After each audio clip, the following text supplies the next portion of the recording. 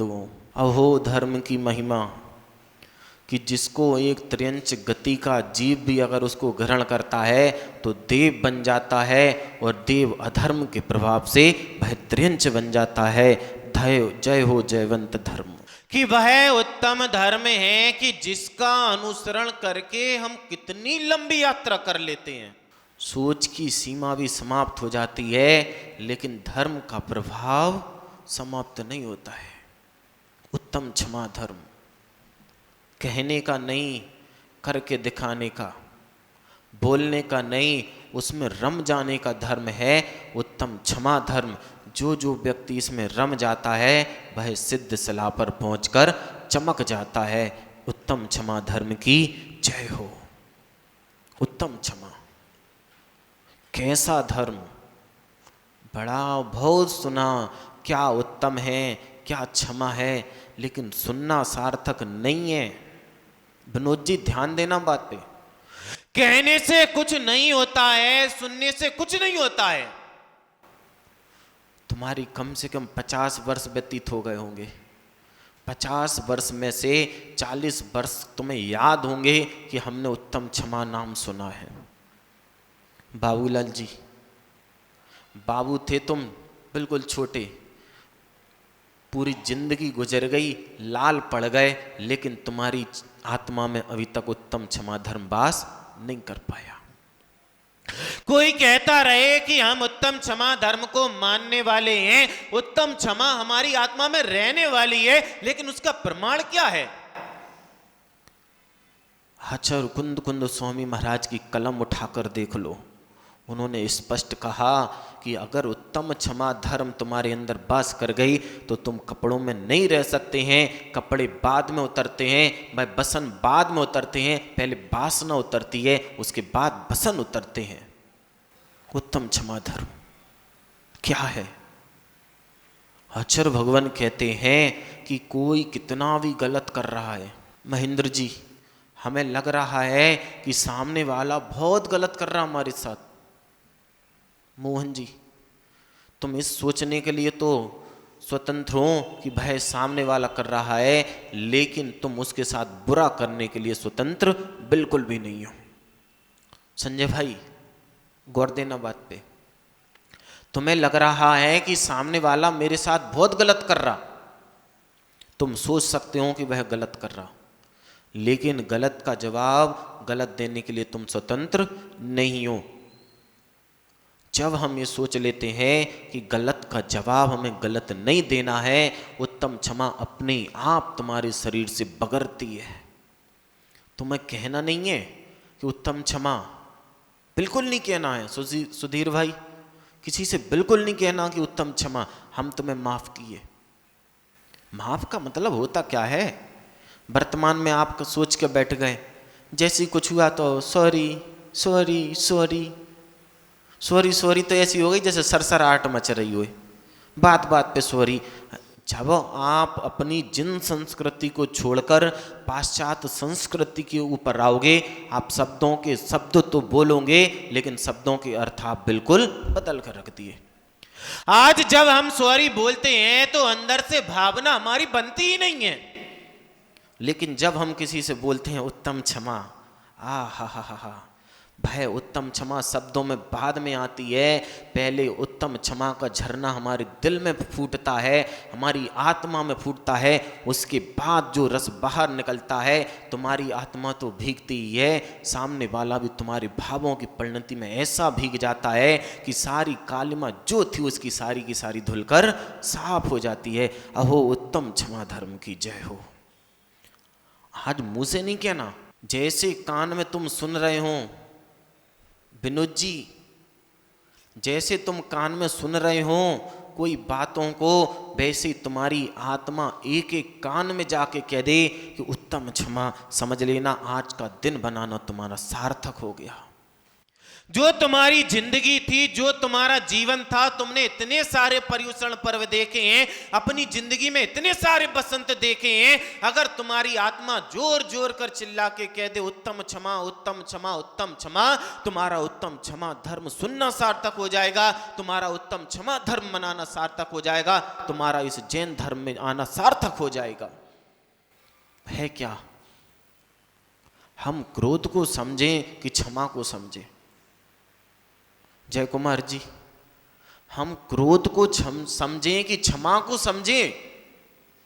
तो आचार्य कह रहे हैं तुम चाहे क्रोध को समझ लो चाहे क्षमा को समझ लो, रस दोनों का एक आने वाला। प्रियांशु भाई, तुम क्रोध को समझ लो अथवा क्षमा को समझ लो, दोनों का एक और रस निकलेगा। कैसे? कैसे प्रमोद जी? कैसे मोहन जी? कैसे? आपने सोच लिया कि हमें क्रोध नहीं करना। जब क्रोध नहीं करोगे तो कैसे नहीं कर पाओगे? जब तुम्हारी आत्मा में क्षमा होगी तभी तुम क्रोध नहीं कर सकते। और दूसरी तरफ से देखें कि यदि हमने सोच लिया है कि हमें क्षमा रखनी है तो तुम्हें क्रोध को भूलना पड़ेगा। जब हम क्रोध की परिभाषा भूलते हैं तो क्षमा याद होता है, और जब हम क्रोध को याद रखते हैं तो क्षमा हमारी जिंदगी से कोसों दूर चला जाता है। अब निमित्त तो हर समय हर क्षण क्षण है, निमित्त तो तुम्हें हर क्षण मिल सकते हैं, लेकिन क्षमा तुम्हें हर क्षण लानी पड़ती है। क्रोध के निमित्त तो हर समय है। अब काल कौन सा चल रहा? पारस जी, कौन सा काल चल रहा? दुश्मन काल। और दुश्मन काल का यही प्रभाव है कि ये मत सोचना कि पड़ोसी हमें कष्ट देगा, ये मत सोचना कि पड़ोसी हमें कष्ट देगा। पड़ोसी की क्या मजाल तुम्हारा दिल दुखा सके। तुम्हारा अपना, हम शत्रुओं को तो माफ कर देते। फिर से सुनना, अटपटी लगेगी बात, कि अपने शत्रुओं को तो माफ कर देते, हमें उनसे मतलब ही नहीं है। शत्रुओं से तो हमें पता है कि ये शत्रु है, लेकिन तुम्हारा दिल दुखाता कौन है, इसको तो सोचो। तुम्हारे दिल को ठेस पहुंचाता कौन है? तुम्हें किसकी बातों पे तुम्हें क्रोध आता है, इस बात पे विचार करो। किस पे? हगम उठा के देखो। भगवान पार्श्वनाथ पे किसने उपसर्ग किया था? सुकोसल मुनिराज पे किसने उपसर्ग किया था? पांडव पे किसने उपसर्ग किया था? भाई सुकमाल मुनि पे किसने उपसर्ग किया था? अरे सोच को तो देखो भैया, किसने उपसर्ग किया था? जैसे ही तुम सोचना प्रारंभ कर दोगे, तुम्हें ये पता चल जाएगा कि हमें शत्रु बनाने का बिल्कुल भी उपक्रम नहीं करना है। मित्रों को बनाते चले जाओ, शत्रु अपने आप उत्पन्न होते चले जाएंगे। उत्तम क्षमा धर्म क्या कहता है?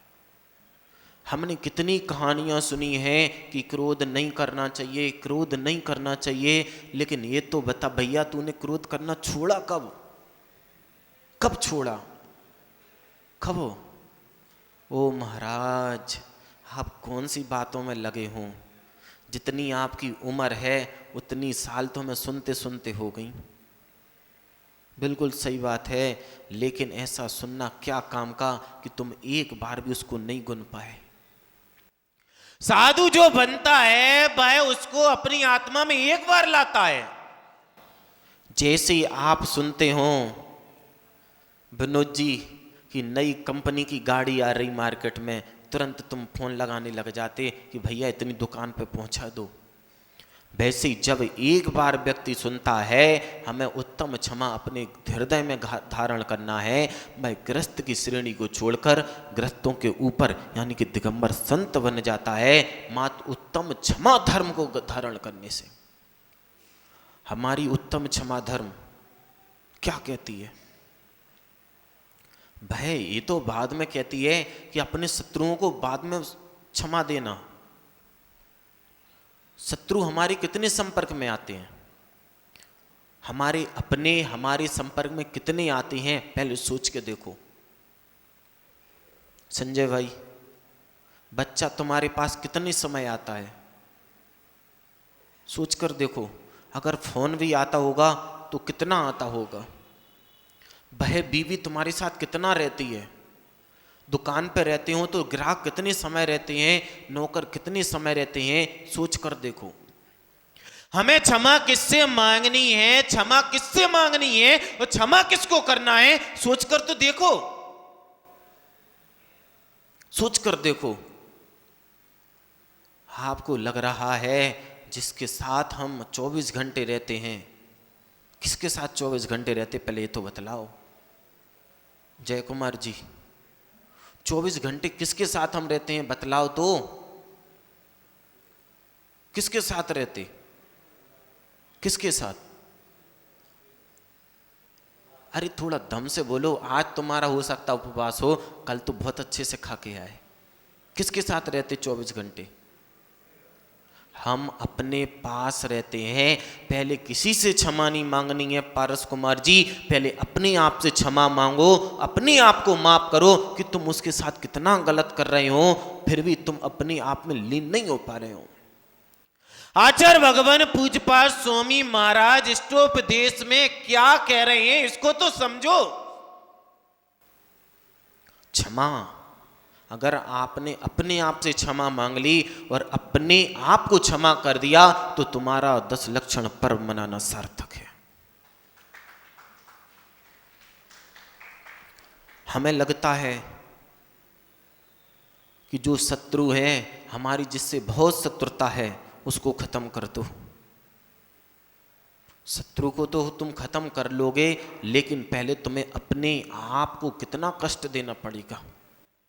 हमें लग रहा है कि सामने वाले को कष्ट दे ले, सामने वाले को क्रोध दिला ले, लेकिन उसके पहले तुम्हें अपनी आत्मा में कष्ट देना पड़ेगा, अपनी आत्मा को क्रोधित करना पड़ेगा। महावीर जी, सामने वाले पे क्रोध आ रहा, तुम में इतनी शक्ति है, तुम जो चाहे वह कर सकते, तुम बिल्कुल स्वतंत्र देश के स्वतंत्र नागरिक हो। हम लोग कौन है? स्वतंत्र देश के स्वतंत्र नागरिक। 15 अगस्त 1947 को हमें आजाद कर दिया गया, लेकिन फिर भी हम आजाद नहीं हो पाए। किस चीज से आजाद हुए हैं और किस चीज में आज भी बंधे हुए हैं? हमारी सिर्फ दृष्टि स्वतंत्र हुई है, हम आज भी परतंत्र हैं अपने शरीर के कारण, और धर्म से आज भी हम बंधे हुए हैं। वह एक ही वह धर्म है जिससे हम जब जब संसार में हैं कभी स्वतंत्र नहीं हो सकते। हम स्वतंत्र तो होना चाहते हैं। जितने लोग धर्म से विपरीत रहते हैं, धर्म के विरुद्ध रहते हैं, सारे के सारे धर्म से स्वतंत्र हैं।